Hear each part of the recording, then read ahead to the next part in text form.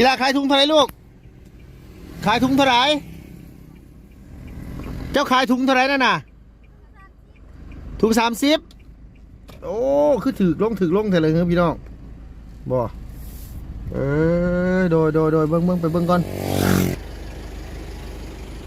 ไปพี่น้องเลย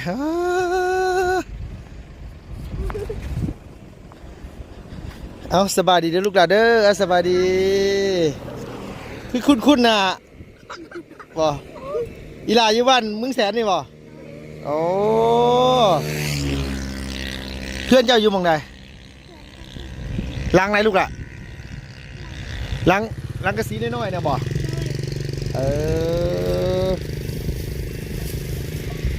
เท่าหรือนุ่มนี่ลูกบ่เซฟไปลุงเบิ่งอ่ะ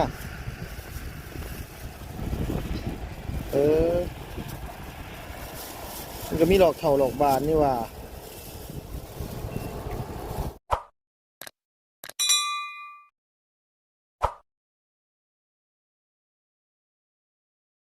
เอาพี่น้องเลยเนาะพอดีว่าพ่อทางเอื้อยเพิ่นมาแต่หาเฮ็ด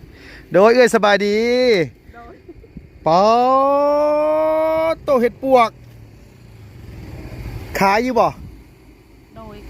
ขายเนาะซ้ำนี่เอื้อยสิขายเท่าไรซ้ำนี่น่ะ50โดยบุรุษเลยบ่บ่ โอ้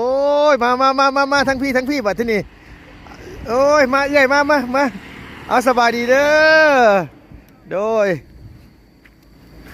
เอาผู้นี้คือได้เท่าแท้คือว่ายังน้อยอยู่คือได้เฮ็ดปวกเท่าแท้ทั้งนี้ใช่เอ้ยมานี่โดยเอาใส่ถุงบ่มีถุงบ่ถุงเขามีอยู่โอ้ยหมูพ่อสตัมผู้นี้นะจังพ่อจังอยากอายเด้อก็นี่นะเนาะเฮ้ยน้องเอ้ยเอาผู้นี้มาระวังทางกันพ่อเอ้ยแล้วมาแต่หาเฮ็ดเลยสิซื้อเฮ็ดน้ำเอื้อยเพิ่นก่อนเนาะเพียงเนาะโดยโอ้ยมาพี่สิเอามาให้นี่เฮ็ดก็บ่ได้ผู้หมวกแดงๆเห็นติได้4 ดอกไปซั่นว่าโอ้ยไปน้ำกันบ่น่ะไปน้ำกันผู้หนึงคือได้ผู้หนึงคือบ่ได้วะชาวป่าได้อ๋อคนละทางที่บ่ผู้เอื้อยนี่แล้วโชคดีแน่เลยเอาเลยเอาใส่ถุงให้เขาเลยเอาพี่น้องก็จะเลยกระกัดสบายดีเด้อพ่อแม่พี่น้องมัดสุขุทุกคนระวังในและกระต่างประเทศนะพี่น้องที่เขามารับมาชมต้องมีเงินเสนอทุกเก่าคือเดิมพี่น้องเลยเลยมาเด้อเอาอยู่บ้านไหนเจ้าน่ะบ้านห้วยแจงนี่เนาะ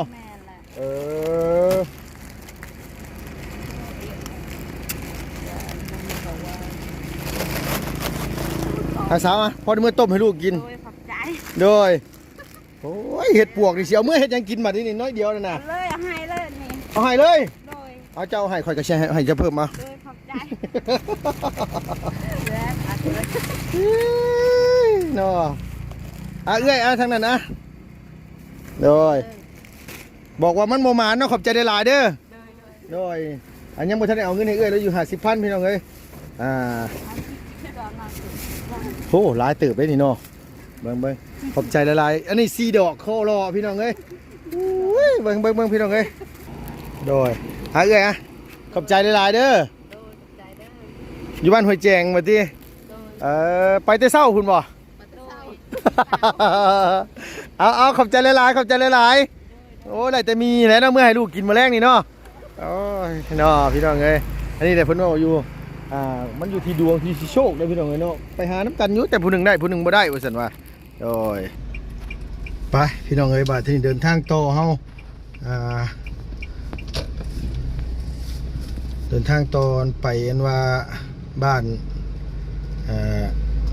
ห้วยยืงก็เข้าบ่ได้พี่น้องเอ้ยมื้อนี้นะเพราะว่าฝนตกทางถนนมันมืดพี่น้องเอ้ยเข้าไปก็ออกมาบ่ได้โอ้ยเพิ่นมาอาจจะหาเฮ็ดว่าซั่นว่าแต่ว่าผู้หนึ่งได้ผู้หนึ่งบ่ได้นะพี่เนาะ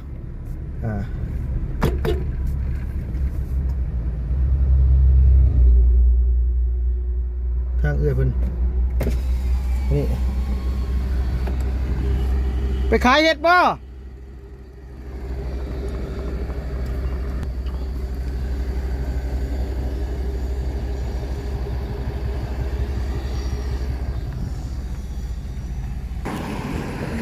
พี่น้องเอ้ยเนาะอีเมลเราอันว่าอันกำลังสิหาเป็นปวกไปขายอยู่เมืองเซโปนเดี๋ยวลุงสิขามไปซื้อเหล้าก่อนเนาะ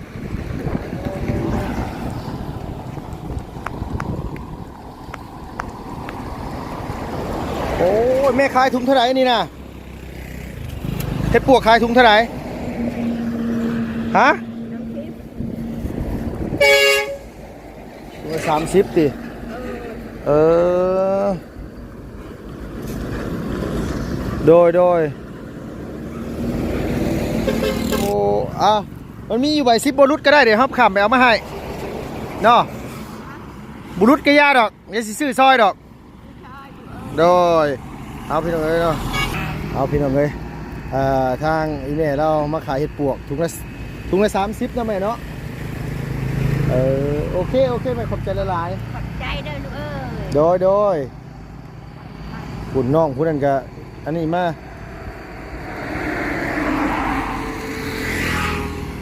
ไปพี่น้องเลยเฮ็ดเท่าหรือเฮ็ดนุ่มแม่นางเท่าหรือนุ่ม เขาของลุงคนกัน ทั้งเท่าทั้งนุ่มปนกันเอาสบายดีเลยน้องล่าเด้อ สบายดี ถุงเท่าไหร่นี่นะ คุณ50 โอ้ถุงละ50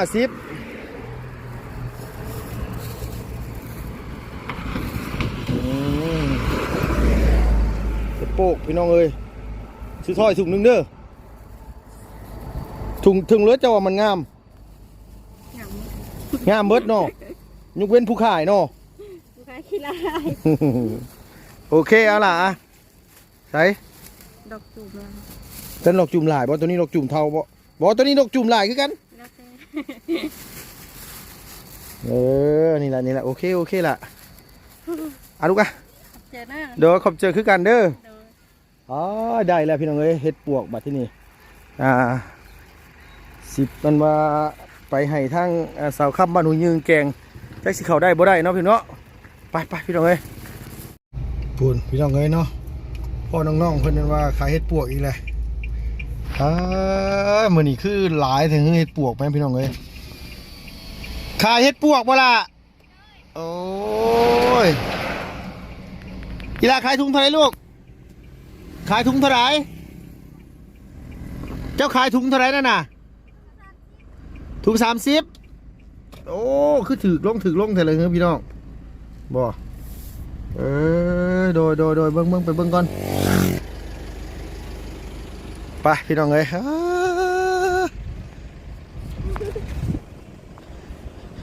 เอาสบายดีเด้อลูกหลานเด้อสบายดีคือคุ้นน่ะบ่อีหลาอยู่บ้านมึงแสนนี่บ่โอ้เพื่อนเจ้าอยู่หม่องใดล้างไหนลูกล่ะล้างกระสีน้อยๆเนี่ยบ่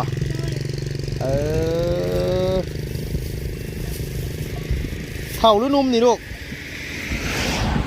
บ่เซฟไปลุงเบิ่งอ่ะ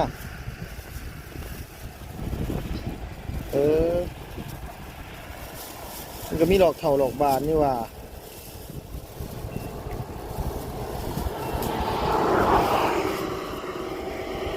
ขายถุงเท่าไหร่ก็อีหลาซื้อยังนางบัวอันนี้ได้สะ มะนาว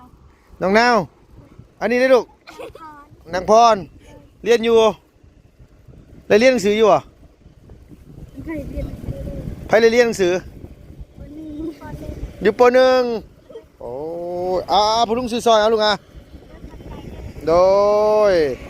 น้องๆเพิ่นขายเห็ดปวกหลายคนนะพี่น้องไอ้มื้อนี้พอแล้วพี่น้องไอ้บัดนี้เนาะไปก็ได้เสด็จบายเด้อโดยไปพี่น้องเอ้ยไปต่อบาทที่นี่เฮ้ยขี่รถข้างทางมื้อนี้เนาะพี่น้องบ่ได้มีหยังหลายหาเราซื้อแต่เห็ดปวกนั่นแหละมื้อนี้พี่น้องเอ้ยบรรยากาศเห็ดปวกละวาดพี่น้องเอ้ยมีทั้งหลอกเท่าหลอกบานหลอกจูมหลอกขี้ได้หลอกงามมีเบิดพี่น้องเอ้ยพอละพี่น้องเนาะเบิด200,000ปลายละเบิด220,000ละพี่น้องเอ้ยกินบ่เบิดหรอกซับนี้ก็ได้คันว่ามีเงินมาอันนี้ก็ยังว่า1เมื่อฝากแม่น้องนี่อยู่บ้านแม่น้องนี่เพิ่นมักกินนะพี่น้องเอ้ยแต่ว่านี่ซื้อไปแกงไปพี่น้องเอ้ยเนาะเดี๋ยวเราเดินทาง ต่อเพียงเนาะโดยบ่ได้มาแต่หึงแหละคือมีตูบน้อยขึ้นมาตั้งอยู่ข้างๆเฮือนสาวมอนพี่น้องเอ้ยบาดที่นี่เนาะพี่เนาะไผเด้ย้ายมาอยู่น้ำน้องเพิ่นอันนี้นะตูบไม่ผากระจาดพี่น้องเอ้ยเฮ็ดใหม่บ่หรือว่าพี่น้องสาวมอนปะผัวแล้วมาปุกเพื่อนอยู่ใกล้ๆน้องเพิ่นไปจักนี่น่ะบ่ได้มาแต่หึงแหละเอาพี่น้องเนาะพอดีว่าลุงไปมอบเงินให้ทางอีหล่าไส้เลาะขึ้นมาก็ซื้อเฮ็ดขึ้นมาเลยพี่น้องเอ้ยซื้อเฮ็ดปวกอย่าคิดแกงเฮ็ดปวกก็เลยซื้อมาก็เลยแวะเวียนมาถ่ายอัปเดตให้พี่ให้น้องเบิ่งน้ำกันเฮือนน้องมอนเฮาแม่ห่างเดียงเดียวเฮาคือเก่าคือเดิมนี่แหละพี่น้องเอ้ยได้ยินข่าวว่าช่วงหนึงหั่นโอ้ยพี่น้องเอ้ยอ้ายเพิ่นมาอยากฆ่าอยากตีเพิ่นซั่นว่าโทรไปหาลุงให้ห้องท้องแตกลุงก็บ่มีเวลาเข้ามาหาน้องเพิ่นพี่น้องเนาะมีเวลาเข้ามามื้อนี้ก็มาเยี่ยมมายามทั้งน้องเพิ่นฝนตกมันหัวอยู่บ่ล่ะพี่น้องเฮือนนี่ก็ได้อันนี้ก็เป็นอีกหลังนึงพี่น้องเอ้ยที่อ้ายใหญ่ใจะดีเพิ่นเฮ็ดให้เพิ่นให้ลุงเป็นสะพานบุญงามอองตองพี่น้องเนาะพี่น้องเอ้ยเนาะบ่ได้มาแต่หึงเลยจอยๆซิดๆซะล่ะเอ้าสวัสดีเด้อน้องเด้อโดยไปเฮ็ดหยังม่อนตัวคือจอยแท้ล่ะบ่แล้วเขาเป็นไข่ ฮะเขาเป็นไข่ช่องอาทิตย์ไม่ได้กินเขาเลยบ่สบายเอาตัวนี้ไปนี่เอาตัวนี้ไปเอาตัวนี้มาโดยมีสบายกับโตเขาเว้ยบ่ม่วนกับโตโดยไปให้ว่าซุมื้อนี้เนาะเฮามาแต่ให้มาแต่ปุมัสลีนะไปปลูกมักสลีโดยบ่สบายก็บ่ได้อยู่โดยไม่ได้อยู่ไม่อยู่เจอขาดเวียกแหละทั้งกับแม่ไปใช้ชาติแม่เขาไปหาเฮ็ดนี่พุ่นแหละผู้เฒ่าไปนั่นก็ไปหาเฮ็ดบ่โดยไปหาแล้วเราจะกินเขามาแต่หาจะว่าแต่ให้ไปให้บ่ได้บ่เฮ็ดบ่มีให้อ๋อโดยใช้เป็นยังไงคือว่าช่วงนึงคือว่าอ้ายโตมาอันทุกเพื่อนทุกชาติทุกแซ่น่ะอยู่นำแหละเพิ่นสาเหตุเป็นยังเพิ่นคือว่าทุกนอนทุกเฮาบ่ฮู้คือกันแหละเฮาบ่ฮู้ล่ะเอ็นเฮาเป็นไข้นอนอยู่นี่แล้วเฮานอนแดดแห้งเฮาจนนอนอยู่นี่นอนลาวมาแต่เฮือนลาวก็เราทุบเลยแบบนี้แหละเฮาบ่อันเพิ่นบ่ได้บอกว่าเพิ่นอยากได้นั่นได้นี่เพิ่นบ่ได้เว้าหยังบ่ได้เว้าเพิ่นเลยก็มาแต่เฮือนล่ะทุบเลยแบบนี้เจอเฮาจะเรามาเฮือนนี่ถามเฮาจะกินข้าวเฮาไปกินก็เฮานึ่งเฮาเป็นไข้หมดเฮือนเลยบ่มีแบบนี้เฮาเว้าจะเราตีเฮาแบบนี้ตีโตโดยตีเฮาบัดนึงตีแม่เฮา2 บาทนี่เราตีเฮาบ่ได้ผิดเพิ่นเลยกับเราเฮาเว้าบ่ได้ให้กันเฮาบ่ได้ผิดเพิ่นเลยเฮามาลาวมาแต่เฮือนเราตีรถนี่แหละจะเฮาให้กับเฮาโทรกุ้มเราเว้าไปเราไม่ได้ตีเพิ่นตีแบบนี้ก็เฮาฮู้จับแบบนี้ก็เราเว้าเพิ่นตีตายเฮาจับได้แบบนี้เราเว้าจะเฮายอมเฮาบ่มีเงินเราเว้าจะได้เงินรถจะไปเบิ่งเลยเฮือนเฮาเราทับนี่แหละแบบนี้ให้เราเว้าเฮายอมบ่มีเงินตอนแรกน่ะตัวว่าสิให้กุ้มน่ะมาจับไปโดยจับนี่เราถือผ้าแหละเฮายัดเราถือผ้าโดยถือผ้ามาอยู่เฮือนเฮานี่แหละจะเฮายัดเฮาโทรกุ้มเราจะได้เงินแบบนี้เลยเฮาบ่ยาแล้วบ่มีเฮาบ่มีเงินอันน่ะพันอันนี้เดซ่าอันนี้บ่ได้ลุงบ่ได้ตีจะบ่เจ้าลุงจะบ่ได้ตีบ่ตีเอาสบายป้าลุงก็ลุกล่ะโดยบ่ได้ถามบ่ต้นปลายสาเหตุเพิ่นเป็นจังได๋เฮาไม่ได้ถามเลยก็เฮาแต่ซุมื้อนี้ได้เว้ากันยังเจ้าก็มาจ้ะเฮาไม่ได้เว้าเลยบ่ได้เว้ากันเลยเฮาไม่ได้เอายังบ่ได้คุยกันได้เว้าเลยแต่เพิ่นตอนนี้เพิ่นอยู่เฮือนเพิ่นบ่อยู่ไสเราดีไปแล้วไปเลยไปรับจ้างเขาแล้วฮะไปรับจ้างโดยมาอยู่ใกล้กระสอนะมอนเนาะโดยมาอยู่ใกล้กระสอแต่อยู่บ้านเก่งจองเพิ่นสอแบบนี้อยู่บ่เราไม่ได้ซ้อไซส์มองที่เพิ่นทุบน่ะมาภาพลุงเบิ่งแน่บนห้องน้ำนี่แหละมองห้องน้ำโดยโอ้ยังใครอยู่หรอกเราบ่ทุบเบิดคันเราทุบเบิดนี่บ่เห็นโตเราเอาผ้านี่แหละเข เขามาแต่เฮือนแบบนี้เลยเฮาจะเฮาเอาตึงต่างบ่ดีเฮาไปเบิ่งนี่แหละตัวนี้ตัวนี้กับตัวนี้แหละเป็น ตัวนี้กับตัวนี้ โดย ตัวนี้แล้วเอายังสิทุบนี่น่ะ เอากระฮิตนี่แหละ เอาก้อนหิน โดยเอา แตก กระ เบิ่นแหละ ฮิต พี่น้องเอ้ยให้น้ำมันรุดเบิ่นแหละ ตัวนี้ก็ละเอาผ้า ต้อง ตัวนี้ก็ฮิต หาค้อนมาตอกเอาตะปูมาตอกใหม่ เฮายันแตกหมดเลยต่อเฮายันบ่ เออ เฮาบูต่อบ่อ้อเลยนี่ สรรหาเฮ็ดไปทุกที่ทั่วแดนเนาะพี่น้องโอ้ โดย ตัวบ่ได้เฮ็ดหยังผิดบ่กะลาน่ะ บ่ได้ผิดหยัง บ่ได้ล่าได้ให้เพิ่น บ่หอมได้ให้ก็เฮานอนเป็นไข่ก็ช่องทิศโตเฮาก็จนจอย แต่ว่าเราหันตี โดยเรามาเทือนเราก็เราทบอันนี้จะพาโหลดทบอยู่ เพื่อนนี่หลังนี่ทำไข่ชาดานี่นะ นี่เอ็ดใบพื้นนี่แหละใบไก่ใบพื้น อ๋อหลังนี่น่ะเฮ็ดไว้ โดย ไฟจุอันนี้ โดย ไฟมาเฮ็ดให้นี่นะ พี่เฮาแหละ เอื้อยโต โดย ย้ายโต โดย กับเอื้อยโตบ่ โดย เราได้ นึกว่าแล้วปะกับผัวแล้วเลยมาอยู่พี่นะนึกว่าคนอยู่บ้านอะไรนะอัน บ่แม่เห็นหยังพัวแล้วเอ็ด โดย อันนี้เฮ็ดมองหนึ่งเข้าหนึ่งงามบ่นาง โดย ใช่ละขึ้นไปเบิ่งพาไปลูกขึ้นลูกก่อน แต่เฮาสิได้แต่เอ็นพาเขาซื้อ ฮะ ลุงซื้อแล้วนี่ก็เฮาสิได้แหละเอ็ดแบบนี้แหละเป็นอย่าใบพื้นนี่สบายใบพื้นนี่แหละ โดยเก็บพื้นเก็บหลัวไว้เนาะน้อง โด เนาะ ย มองหนึ่งเข้าหนึ่งน้ำอยู่นี่นะพร โดยนึ่งที่นี่แหละต้มน้ำมันนี่สบาย โดยต้มน้ำมันอยู่นี้ โดย เพื่อนครัวเนี่ยบ่ได้เฮ็ดหยังบ่เอาเมียนเอาไว้เข้าบ่ โดย เป็นยังไงฝนตกฟ้าลงหัวอยู่บ่พร มันหัวอยู่ห้องน้ำนี่แหละหัวแหละ หัวบ่ โดยนี่บอนนี่หัวนี่แหละ ใช้หัวไปตรงไหน นี่แหละนำไหลนี่แหละบอนนี่นี่ อยู่นี่ โดยห้องนำไหลนี่แหละ อ๋อหมายความว่าฝนตกนั่นก็สิ โดย มันใหญ่